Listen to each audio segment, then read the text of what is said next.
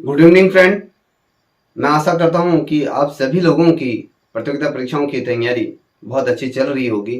आगामी रविवार को जो परीक्षा आयोजित होने जा रही है वीडियोज की, उसकी भी आप लोगों की बहुत बेहतरीन तैयारी हो चुकी होगी और जो आगामी प्रतियोगिता परीक्षाएं आयोजित होने जा रही उनके लिए भी आपकी अच्छी तैयारी चल रही होगी। दोस्तों, मैं आज जो टॉपिक आप लोगों के बीच लेके उपस्थित हुआ हूँ वह गढ़वाल चित्रशैली के प्रमुख कृतियों के बारे में आज मैं यहाँ पर चर्चा करूंगा। ये आपकी प्रतियोगिता परीक्षा के दृष्टिकोण से अत्यंत महत्वपूर्ण है। यहाँ से भी आपके क्वेश्चन बनने के आसार होते हैं।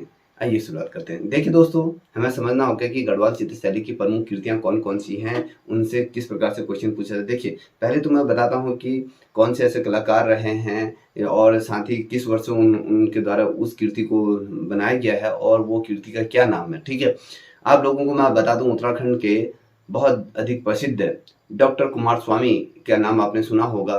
ये आपके गढ़वाल चित्रशैली की ही नहीं अपितु वो संपूर्ण भारत में एक जाना माना ये नाम है और ये कला के क्षेत्र में एक विद्वान ही नहीं अपितु कला समीक्षक के रूप में, खोजकर्ता के रूप में भी हम इन्हें जानते हैं। देखिए, डॉक्टर कुमार स्वामी की अगर मैं बात करूं, 1916 में इनके द्वारा एक पेंटिंग बनाई गई थी। उस पेंटिंग का क्या नाम है कभी पूछा जाता है तो ये राजपूत पेंटिंग इनके द्वारा बनाई गई थी। जो इनके द्वारा जो राजपूत जो पेंटिंग बनाई गई थी, वर्तमान में वो किस संग्रहालय में स्थित है, क्वेश्चन ये पूछा जाता है तो आपको ये पता होना चाहिए। इनके द्वारा जो पेंटिंग बनाई गई थी वो आपके ऑक्सफोर्ड यूनिवर्सिटी में या कहें उसके संग्रहालय में ये पेंटिंग वहाँ सुरक्षित है। पूछा जा सकता है कि भैया कौन से ऐसे चित्रकार थे जिनकी पेंटिंग ऑक्सफोर्ड में स्थित है, तो वो आपके डॉक्टर कुमार स्वामी जी हैं। उनके द्वारा जो ये कृति बनाई गई थी 1916 में, राजपूत पेंटिंग ये है। ठीक है, आप सभी लोग बैरिस्टर मुकुंदी लाल को भली भांति जानते होंगे। आपने अगर उत्तराखंड का इतिहास पढ़ा होगा तो इनके बारे में जिक्र भी हुआ है। देखिए, अगर इनके द्वारा एक पेंटिंग की रचना की गई थी, वो पेंटिंग आपके बताऊं, सम नोट्स ऑन मौलाराम, ये इनके द्वारा बनाई गई ये पेंटिंग थी। कौन सी painting? Some notes on Molaram. ठीक है, ये जो पेंटिंग है वो किस संग्रहालय में सुरक्षित है तो कभी पूछा जाएगा तो आपको पता होना, रूपम संग्रहालय कलकत्ता में ये आपकी सुरक्षित है। ये जो बनाई गई थी वर्ष 1921 में इस पेंटिंग को बनाया गया था। वहीं आप लोग जेसी फ्रेंच को आप भली भांति जानते होंगे। उत्तराखंड के इतिहास में इन्होंने अपनी बेहतरीन कविताओं भी लिखी हैं, या कहें उनके इतिहास के बारे में भी इन्होंने जिक्र किया है। इनके द्वारा ये साहित्य के क्षेत्र में भी इन्होंने अपना उल्लेखनीय योगदान दिया है।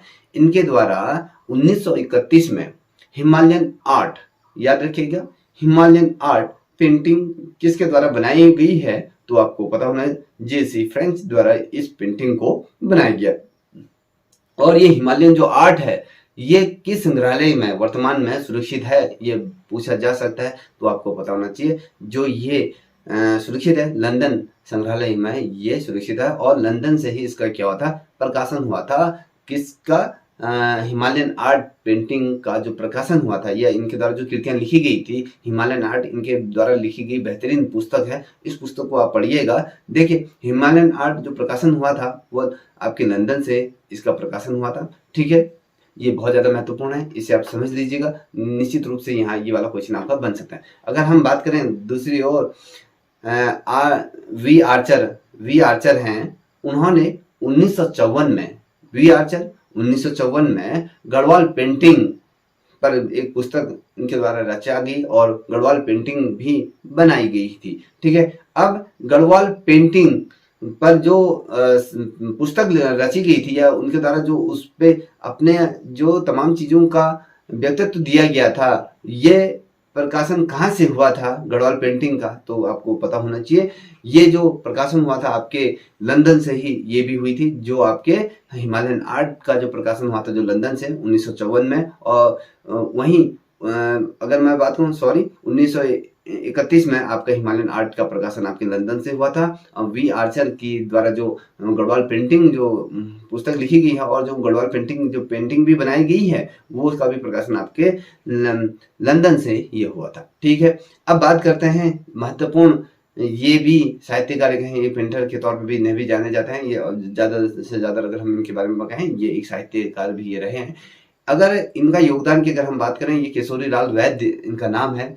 1969 की बात कहूँ तो पहाड़ी चित्रकला के क्षेत्र में इन्होंने बहुत बेहतरीन कार्य करा।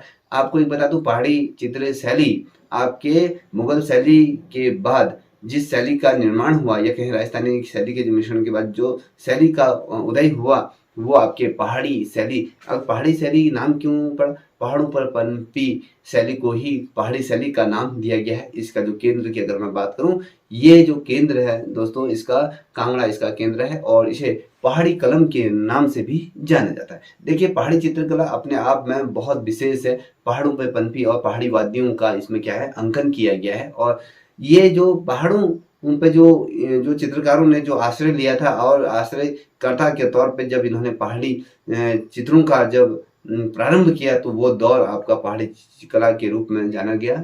और साथ ही आप लोगों को मैं बता दूं, वेस्टर्न मुकुंदी लाल की अगर मैं बात करूं, 1973 में इन्होंने गढ़वाल पेंटिंग बनाई थी। और साथ ही अगर मैं कहूँ, गढ़वाल पेंटिंग किसके द्वारा बनाई गई थी, क्वेश्चन बनता है। ये वाला क्वेश्चन बहुत दफे बना है कि वेस्टर्न मुकुंदी लाल तो हम जानते ही हैं। ये पूछा जाएगा कि गढ़वाल पेंटिंग किस वर्ष से ये बनी थी, किस वर्ष से इसका प्रकाशन किया गया था, या ठीक है, इसको लॉन्च किया गया था। तो ये 1973 में गढ़वाल पेंटिंग को यहाँ पर क्या गया था, बनाया गया था। दोस्तों, ये श्रृंखला अत्यंत महत्वपूर्ण है, इसे याद कर लीजिएगा, ज़्यादा नहीं है। ठीक है, यदि आपको ये पसंद आई हो तो प्लीज़ इस चैनल को लाइक शेयर सब्सक्राइब अवश्य करें, साथ ही अपने दोस्तों के साझा करें। तब तक के लिए इतना ही। जय हिंद, जय भारत, जय उत्तराखंड।